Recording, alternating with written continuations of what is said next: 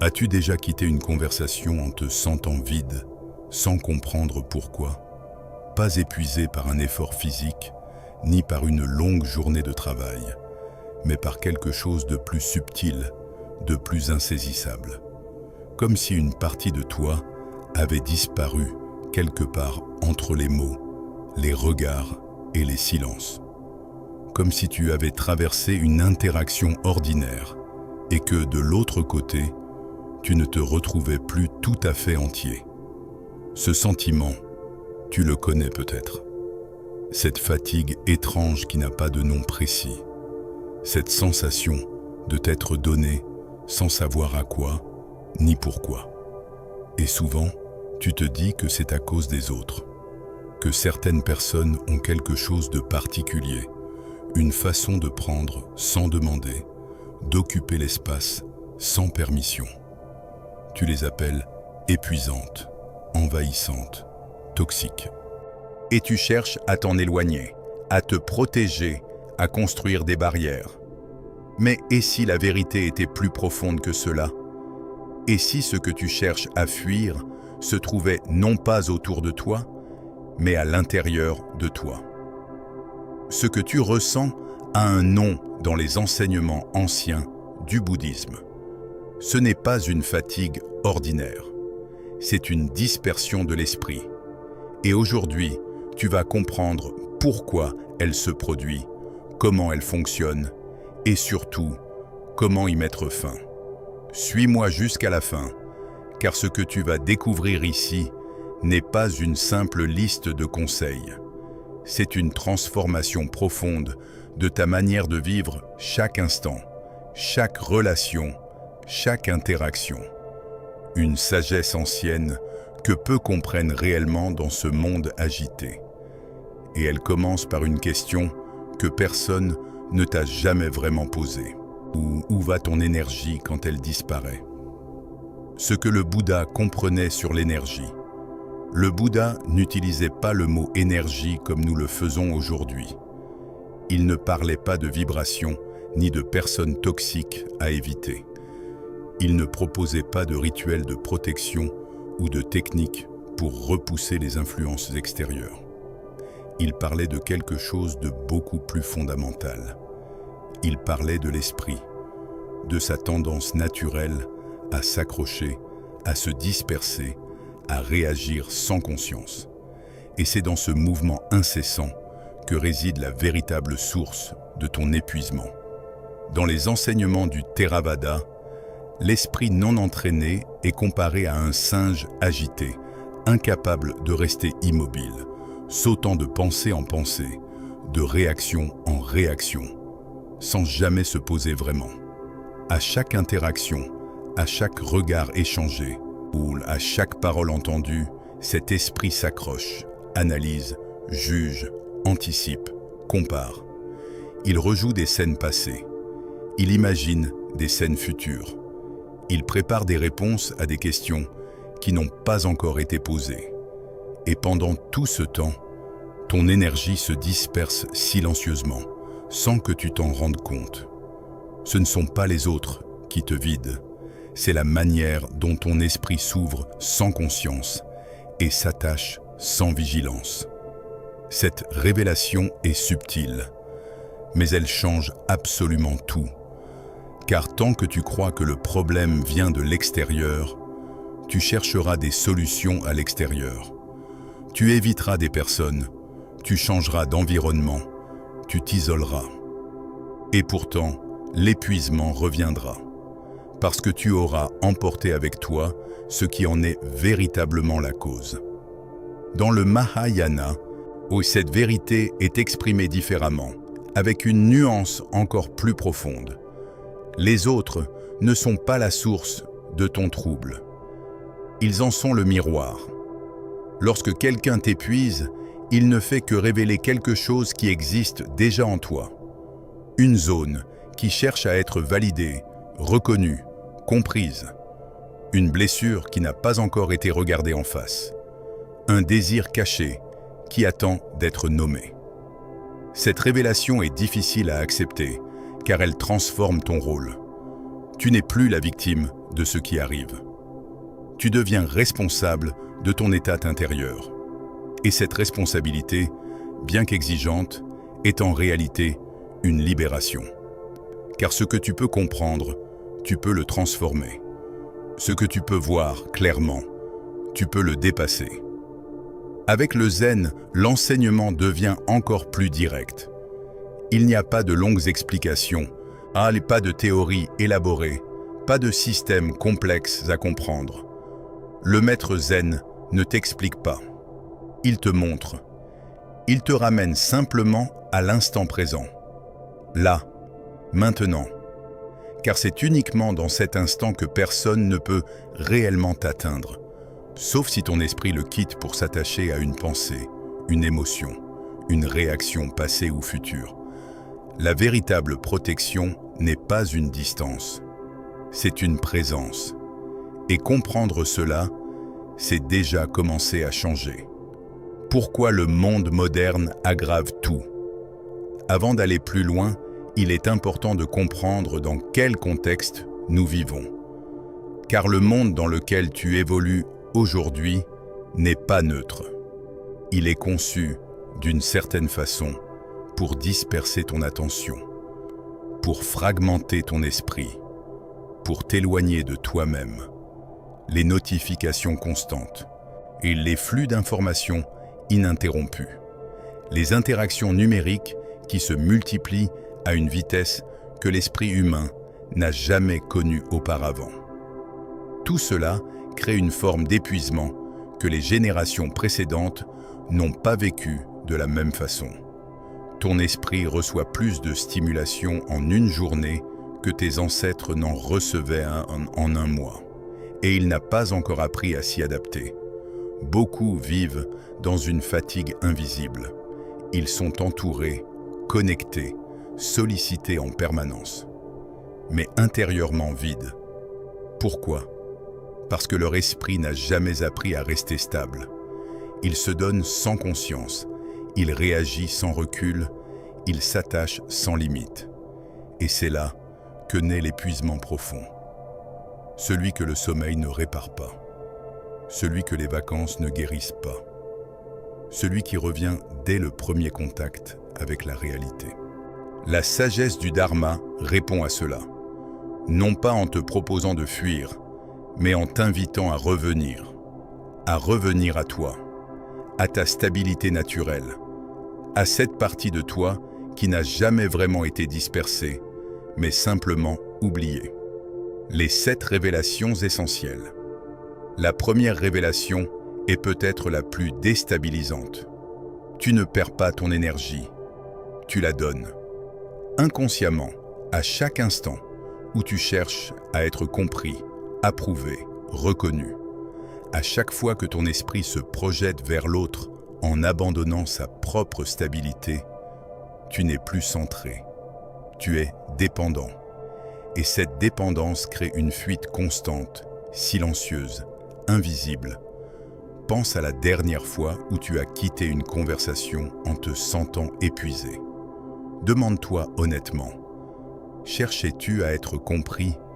Espérais-tu une approbation, une validation ou une reconnaissance? Si la réponse est oui, alors tu as compris quelque chose d'essentiel. Ce n'est pas l'autre qui t'a pris quelque chose. C'est toi qui as ouvert la porte. L'épuisement commence là où tu cesses d'être présent à toi-même. La deuxième révélation touche à quelque chose que peu osent regarder. Ton ego se nourrit des interactions, même négatives. Les conflits, les tensions, les frustrations ne t'épuisent pas seulement. Ils nourrissent aussi une partie de toi qui cherche à se définir à travers ce qu'elle ressent, ce qu'elle subit, ce qu'elle rejette. Tu te définis par tes réactions. Et cette définition, aussi inconfortable soit-elle, te donne un sentiment d'existence. C'est pourquoi certaines personnes semblent incapables de sortir de relations douloureuses. Non pas parce qu'elles ne voient pas la douleur, mais parce que cette douleur est devenue une partie de leur identité. Tant que tu t'identifies à tes réactions, tu restes prisonnier de ce qui t'affecte. Et plus tu es identifié, plus tu es vulnérable. La troisième révélation touche au cœur même du Dharma. L'impermanence. Tu souffres souvent parce que tu attends que les autres soient différents, qu'ils changent, qu'ils te donnent enfin ce que tu espères. Mais tout est impermanent. Les comportements, les émotions, les relations, les humeurs. Rien ne reste figé. Rien ne demeure tel qu'il était hier.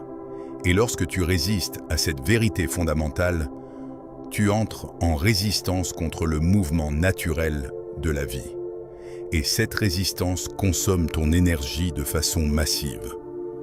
Mais lorsque tu acceptes profondément l'impermanence, quelque chose se transforme en toi. Tu n'essaies plus de contrôler. Tu observes. Tu n'attends plus que les choses soient autrement. Tu accueilles ce qui est. Et dans cette posture ouverte, ton énergie cesse de se disperser en vain. Tu te libères du besoin impossible de corriger les autres, de les changer, de les faire correspondre à tes attentes. La quatrième révélation est paradoxale et souvent surprenante. Ce ne sont pas les personnes difficiles qui t'épuisent le plus. Ce sont celles auxquelles tu tiens. Plus l'attachement est grand, plus la vulnérabilité est profonde. Tu peux rester parfaitement calme face à un inconnu agressif, mais perdre toute stabilité face à quelqu'un que tu aimes et dont tu attends quelque chose. Pourquoi? Parce que ton esprit investit, projette, espère. Et chaque attente non comblée devient une porte ouverte vers l'épuisement. Et ce n'est pas l'amour qui épuise. C'est l'attachement à une certaine forme d'amour. Cette révélation t'invite à quelque chose de précieux et d'exigeant à la fois. Aimer sans s'accrocher, être présent sans dépendre, offrir sans condition et recevoir sans exigence. La cinquième révélation concerne ce que les enseignements appellent le karma relationnel. Rien n'arrive par hasard dans tes rencontres.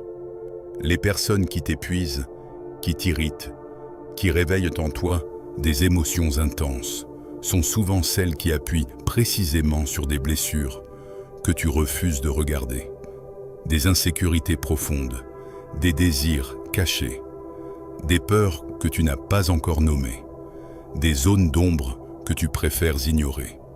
Et tant que ces zones restent dans l'ombre, les mêmes patterns se répètent.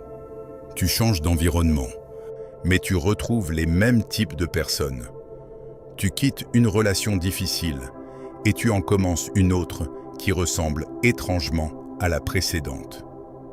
Ce n'est pas une coïncidence, c'est un enseignement. Tu crois subir les autres, mais en réalité, tu es face à des miroirs vivants qui te montrent ce que tu n'as pas encore compris de toi-même.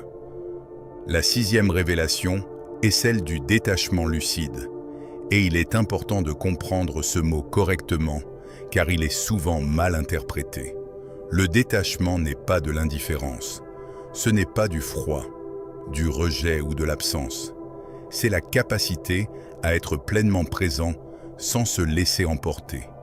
Tu vois, tu ressens, tu comprends, mais tu ne t'accroches pas. Tu laisses les choses traverser ton espace intérieur sans qu'elles s'y installent, sans qu'elles s'y accumulent, sans qu'elles te définissent. Imagine une fenêtre ouverte par laquelle passe le vent. La fenêtre ne résiste pas au vent. Elle ne le retient pas non plus. Elle reste simplement ouverte et le vent passe. C'est cela, le détachement lucide. Une ouverture sans accrochage. Une présence sans possession. Cette qualité demande de la pratique et de la patience, car l'esprit a été conditionné à retenir, à analyser, à juger, à réagir. Mais plus tu la développes, plus ton énergie reste intacte, plus tu deviens libre à l'intérieur. La septième révélation est la plus profonde, et elle rassemble toutes les autres. La véritable protection n'est pas une barrière. C'est une présence. Tu n'as pas besoin de te fermer, de te durcir ou de t'isoler du monde. Tu n'as pas besoin de couper des relations ou de fuir les situations difficiles. Tu as besoin d'être là, pleinement, sans te perdre. Lorsque ton esprit est stable, ancré, éveillé à lui-même, les paroles passent, les émotions circulent, les situations se succèdent. Mais toi, tu restes. Cette stabilité est l'essence même du chemin. Revenir à toi encore et encore. À chaque distraction, à chaque réaction, à chaque moment de dispersion, revenir. Sans te juger, sans te condamner. Simplement revenir. Et peu à peu, ce retour devient naturel. La présence devient ton état par défaut. Et dans cet état, ton énergie devient intouchable. Non pas parce que tu t'es coupé du monde, mais parce que tu es enfin pleinement là, sans te perdre dans ce qui passe. Ce que personne ne t'a dit sur les relations qui épuisent. Il existe une vérité que la plupart des gens ne veulent pas entendre. Et les relations qui t'épuisent le plus ne sont pas toujours celles que tu identifies comme difficiles. Parfois, ce sont les relations dans lesquelles tu joues un rôle. Un rôle que tu as accepté sans même t'en rendre compte. Le rôle du fort, de celui qui gère, de celui qui comprend toujours, de celui qui est toujours disponible. Et dans ce rôle, tu donnes. Tu donnes sans compter. Tu donnes parce que tu crois que c'est ce que tu dois faire, parce que c'est ce qu'on attend de toi, parce que c'est ainsi que tu mesures ta valeur. Mais le Dharma enseigne quelque chose de fondamental sur cette dynamique. Donner depuis un lieu de peur n'est pas de la générosité, c'est de l'attachement déguisé. Tu donnes parce que tu as peur de décevoir. Tu aides parce que tu as peur d'être rejeté. Tu restes parce que tu as peur de l'abandon. Et cette peur, aussi bien intentionnée soit-elle dans ses expressions extérieures, te vide de l'intérieur. La vraie générosité naît de l'abondance intérieure. Elle naît d'un espace en toi qui est plein, stable, libre. Elle ne demande rien en retour parce qu'elle ne vient pas d'un manque. Elle vient d'un trop-plein. Et pour atteindre cet espace, tu dois d'abord cesser de te vider pour les autres et commencer à te nourrir toi-même, non pas par égoïsme, mais par sagesse profonde. Il y a aussi une autre vérité que les enseignements bouddhistes soulignent avec une grande clarté. Certaines personnes dans ta vie sont présentes non pas parce qu'elles t'apportent quelque chose, mais parce que tu leur apportes quelque chose. Et parfois, ce que tu leur apportes, c'est toi-même, ta patience, ton écoute, ta stabilité, ton énergie.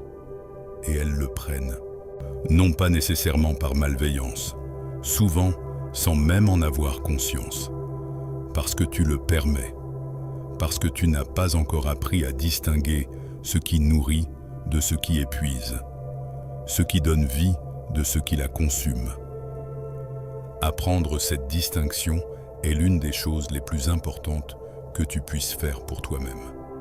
Et cette distinction ne passe pas par le jugement des autres, par l'étiquette de toxique ou de manipulateur collée sur des personnes qui souffrent elles aussi à leur manière. Elle passe par une connaissance de toi-même suffisamment profonde pour savoir quand tu es en train de te donner depuis ta plénitude et quand tu es en train de te vider depuis ta peur. Il existe également ce que certains maîtres appellent le piège de la compassion mal orientée. Tu vois quelqu'un souffrir et immédiatement. Et quelque chose en toi veut intervenir, réparer, soulager. C'est une impulsion belle et noble dans son essence. Mais lorsqu'elle est mal orientée, elle te conduit à porter des fardeaux qui ne t'appartiennent pas, à résoudre des problèmes que l'autre doit résoudre lui-même pour grandir, à priver l'autre, en réalité, de ses propres leçons de vie. Le Dharma enseigne qu'il existe une forme de respect profond dans le fait de laisser chacun traverser ce qu'il doit traverser. Non pas avec indifférence, mais avec confiance. Confiance dans la capacité de l'autre à trouver sa propre voie. Confiance dans le processus de la vie elle-même. Et cette confiance, paradoxalement, est une forme de compassion bien plus profonde que l'intervention constante. Elle dit à l'autre, silencieusement, « Je te fais confiance. Je sais que tu es capable.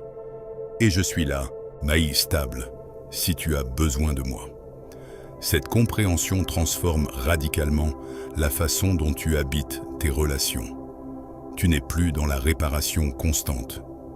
Tu n'es plus dans le sauvetage perpétuel. Tu es dans la présence. Une présence qui soutient sans porter, qui accompagne sans diriger, qui aime sans posséder. Et dans cette forme de relation, quelque chose d'extraordinaire se produit. Ton énergie ne se disperse plus. Elle reste en toi, riche et disponible, précisément parce que tu n'essayes plus de la donner à tout le monde et à tout moment. Et paradoxalement, tu deviens bien plus utile aux autres, parce que tu es plein, parce que tu es stable, parce que tu es là, vraiment là, sans te sacrifier. Les 7 principes du Dharma pour protéger ton énergie. La compréhension seule ne suffit pas. Elle doit devenir une pratique vivante. Car tu peux comprendre toutes les révélations du monde, mais tant qu'elles ne deviennent pas des actes concrets, ton énergie continuera de se disperser. Voici comment ces révélations peuvent s'incarner dans chacune de tes journées. Le premier principe est la vigilance de l'esprit. Tu crois souvent être présent, mais en réalité, ton esprit est ailleurs, capturé par des pensées qui surgissent automatiquement, des jugements qui se forment sans invitation, des anticipations qui t'emportent loin de l'instant. La vigilance n'est pas une tension, ce n'est pas un effort de concentration forcé. C'est une qualité d'attention douce et éveillée, capable de voir immédiatement lorsque ton énergie commence à se disperser. Par exemple, lorsqu'une parole te dérange, au lieu de te laisser emporter par la réaction, et tu remarques la réaction naissante. Tu la vois apparaître, comme tu verrais une flamme s'allumer. Cette simple observation crée un espace. Et dans cet espace, tu n'es plus automatique. Tu es libre. Sans vigilance, l'esprit agit de lui-même et c'est là que tu te perds, transaction après transaction, conversation après conversation, journée après journée. Le deuxième principe est la maîtrise de l'attention. Là où ton attention va, ton énergie suit. C'est une loi simple, mais profondément puissante. Si tu passes ton temps à analyser les comportements des autres, à ruminer leurs paroles, à imaginer leurs intentions cachées, ton énergie se déplace constamment vers eux. Tu les nourris sans le vouloir. Mais si tu ramènes ton attention à ta respiration, à ton corps, à la sensation de tes pieds sur le sol, et à l'instant présent dans toute sa simplicité, tu récupères cette énergie. Imagine que quelqu'un parle longuement et que tu te sens progressivement envahi par ses mots, ses émotions, son intensité. Plutôt que de te perdre dans ce flot, tu reviens à ton souffle. Tu écoutes, oui, mais tu restes ancré. Tu es présent à la conversation sans être emporté par elle. Ce simple déplacement d'attention transforme complètement ton expérience. L'autre parle. Toi, tu restes toi. Le troisième principe est la juste distance intérieure. Protéger ton énergie ne signifie pas t'éloigner de tout le monde, couper les ponts, refuser le contact. Cela signifie savoir à quelle distance intérieure tu te tiens dans chaque interaction. Tu peux être physiquement proche et intérieurement libre, ou à l'inverse, d'être loin en kilomètres, mais encore profondément attaché mentalement, continuant à ruminer, à rejouer des scènes, à porter des personnes absentes dans tes pensées. La juste distance intérieure, c'est apprendre à ne pas laisser les émotions des autres pénétrer ton espace intérieur sans conscience. Face à quelqu'un en colère, tu peux écouter sans absorber. Tu peux reconnaître son émotion sans la faire tienne. Tu peux être touché sans être emporté. Ce principe demande une clarté que seule la pratique peut donner. Ce qui appartient à l'autre reste à l'autre. Tu n'es pas obligé de tout recevoir. Le quatrième principe est le silence intérieur. Il existe une confusion fréquente entre le silence extérieur et le silence intérieur. Tu peux te trouver dans un endroit parfaitement calme et être intérieurement dans un chaos total. Et inversement, ou tu peux être dans un environnement bruyant et rester profondément silencieux en toi-même. C'est ce silence intérieur qui t'intéresse. Ce bruit invisible des pensées incessantes, des jugements automatiques, des réponses que tu prépares avant même que l'autre ait terminé de parler. C'est lui qui t'épuise. Cultiver le silence intérieur, c'est apprendre à ne pas nourrir chaque pensée qui surgit. Tu la vois, mais tu ne la suis pas. Elle arrive, elle passe. Tu n'interviens pas. Par exemple, quelqu'un te critique et immédiatement une réponse se forme en toi. Au lieu de la développer, de la nourrir, de l'amplifier, tu la laisses passer. Ce silence crée une stabilité profonde.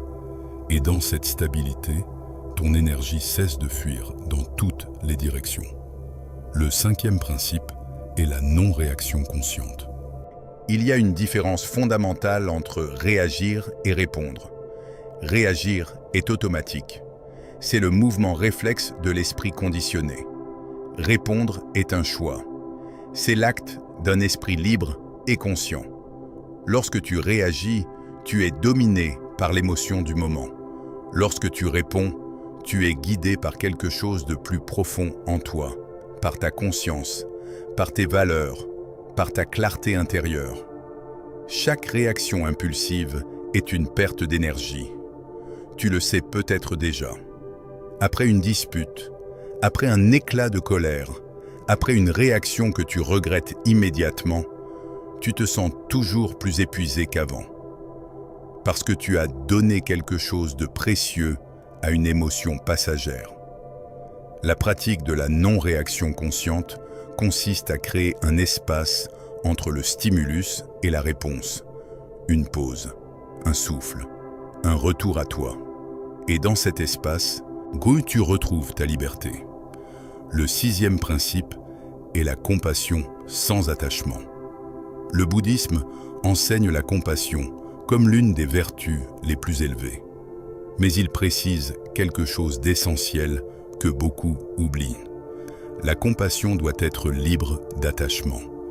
Sinon, elle se transforme en souffrance déguisée. Elle devient fusion, confusion, épuisement. Tu peux comprendre la douleur de quelqu'un sans t'y noyer.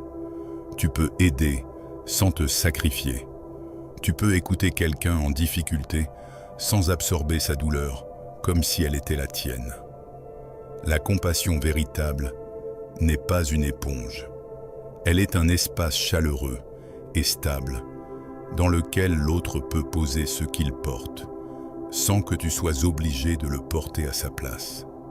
Cette forme de compassion protège ton énergie au lieu de la vider. Elle nourrit autant celui qui donne que celui qui reçoit. Le septième principe est la stabilité de la présence. Tout converge vers cela.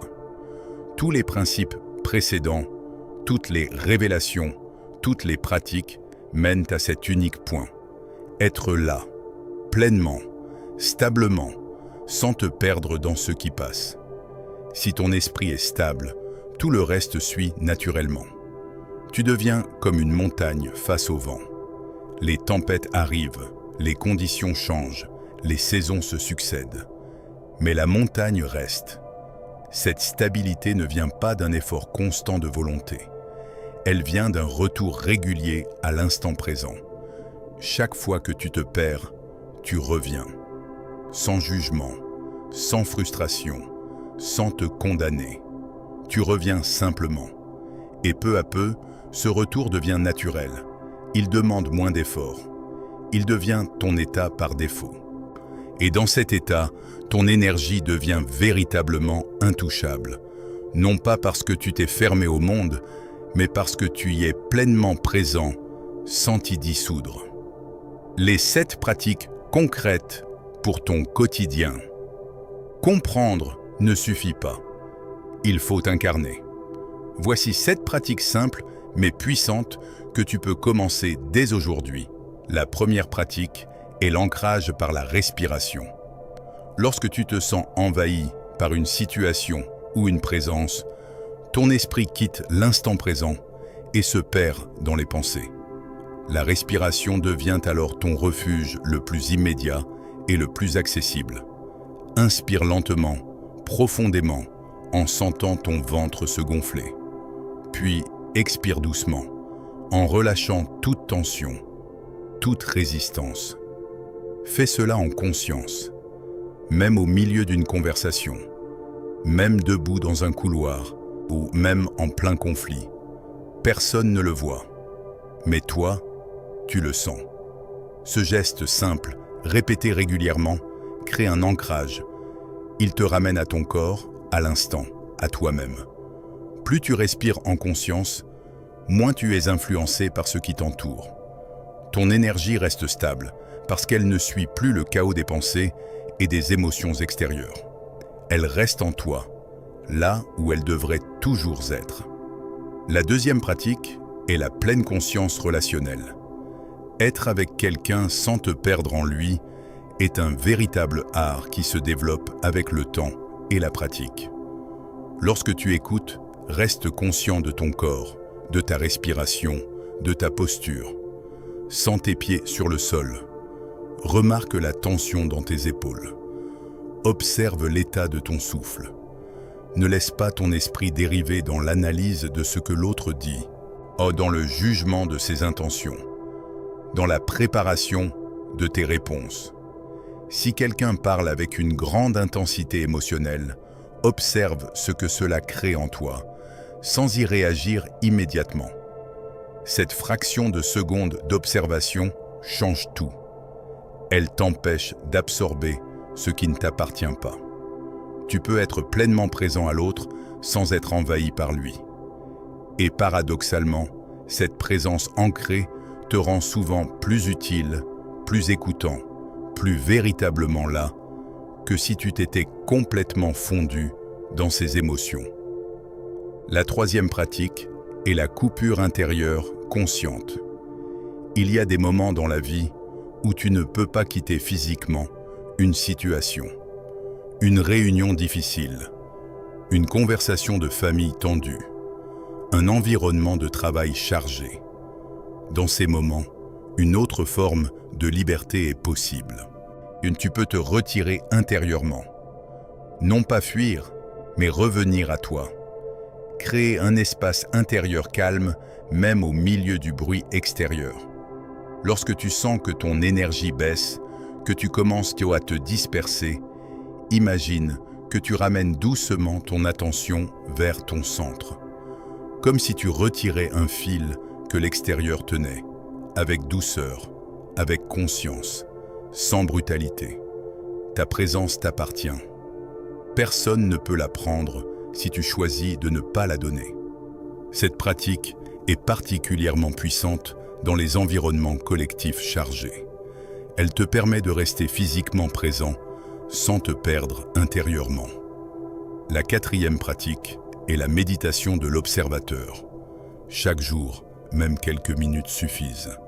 Assieds-toi en silence, ferme les yeux et observe tes pensées sans chercher à les arrêter, sans t'y identifier, ni sans les suivre. Regarde-les comme des nuages qui traversent un ciel vaste et immobile. Elles apparaissent, elles changent de forme, elles disparaissent. Et toi, tu es le ciel, pas les nuages. Cette pratique développe quelque chose de précieux que l'on appelle la distance intérieure. Et plus cette distance grandit en toi, moins les interactions quotidiennes te perturbent. Tu comprends expérientiellement, non seulement intellectuellement, que tout ce qui apparaît en toi n'est pas toi. Tes pensées ne sont pas toi. Tes émotions ne sont pas toi. Tes réactions ne sont pas toi. Et dans cette compréhension vivante réside une liberté que peu de personnes connaissent. La 5e pratique est la purification émotionnelle. Les émotions non exprimées, non comprises, non traversées s'accumulent. Elles s'installent dans le corps, dans l'esprit, dans les comportements.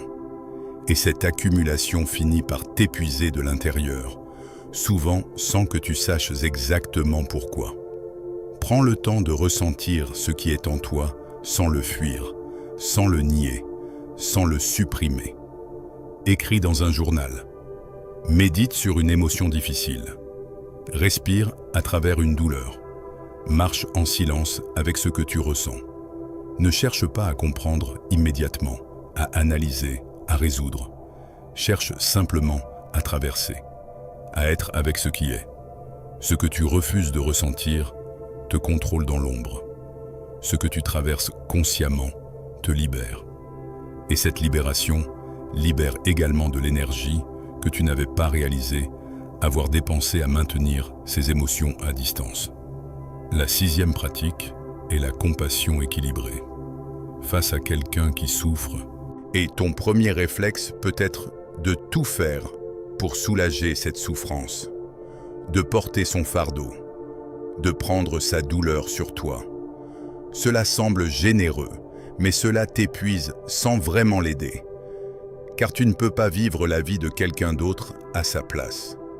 Tu ne peux pas traverser ses épreuves pour lui. Chacun a son propre chemin, ses propres leçons, sa propre capacité de croissance.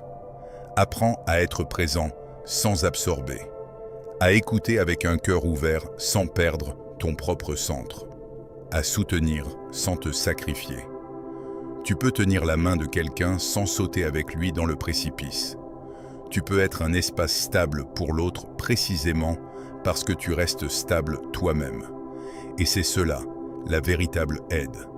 Pas la fusion, pas le sacrifice, mais une présence ancrée, chaleureuse, libre. La 7e pratique est le retour au centre. Et c'est la pratique la plus simple et peut-être la plus transformatrice. Plusieurs fois dans ta journée, peu importe ce que tu fais, peu importe où tu te trouves, arrête-toi quelques secondes. Ferme les yeux si tu peux. Respire une fois consciemment. Et pose-toi cette question intérieure, doucement, sans pression. Où est mon attention en ce moment? Si elle est dispersée dans des pensées, dans des soucis, dans des ruminations, ramène-la doucement à toi, sans te juger, sans te condamner, simplement revenir. Ce geste répété quotidiennement au fil des semaines et des mois crée une stabilité intérieure qui change progressivement ta façon d'être dans le monde.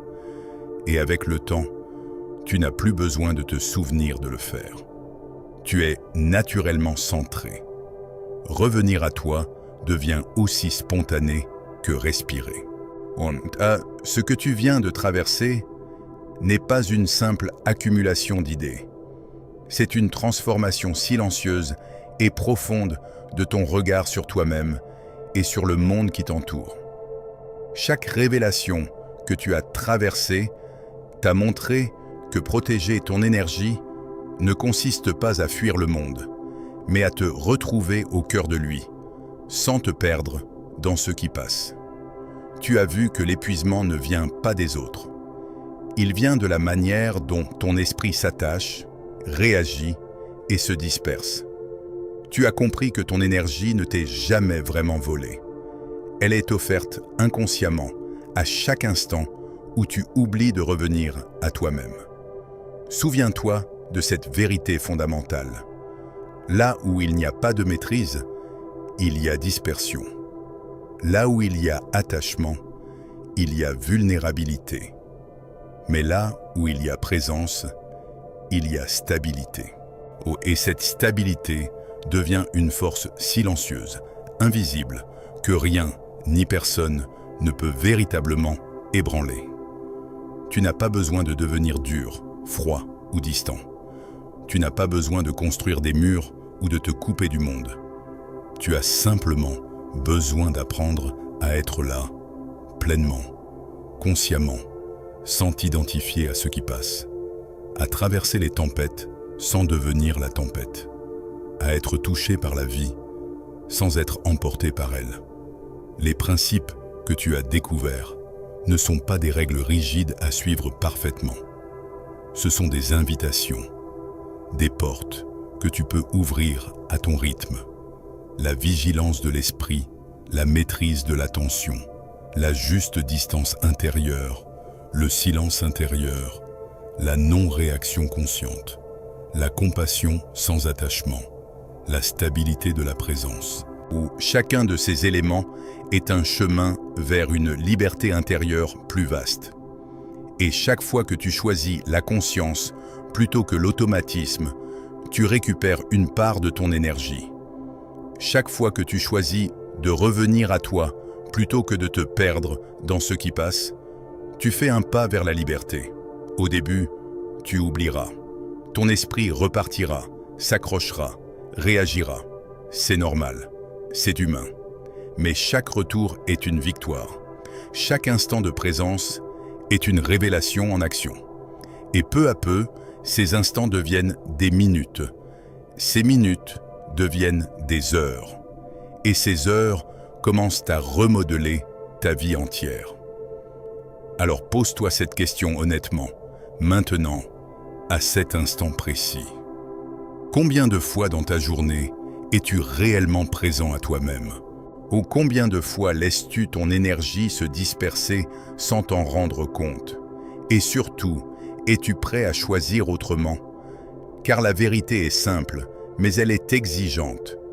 Personne ne peut te rendre intouchable si tu ne choisis pas toi-même de revenir à toi. Ce chemin demande de la patience, de la lucidité, une forme de discipline intérieure douce et constante. Mais en échange, il t'offre quelque chose de rare et de précieux. Une paix qui ne dépend plus des circonstances extérieures. Une énergie qui ne se perd plus dans les autres. Une présence qui reste stable, quoi qu'il arrive, quelle que soit la tempête. Si cette sagesse a résonné en toi, prends un instant pour aimer cette vidéo et la partager à quelqu'un qui en a besoin. Et surtout, continue ce chemin. Car chaque pas que tu fais vers toi-même est un pas vers la liberté.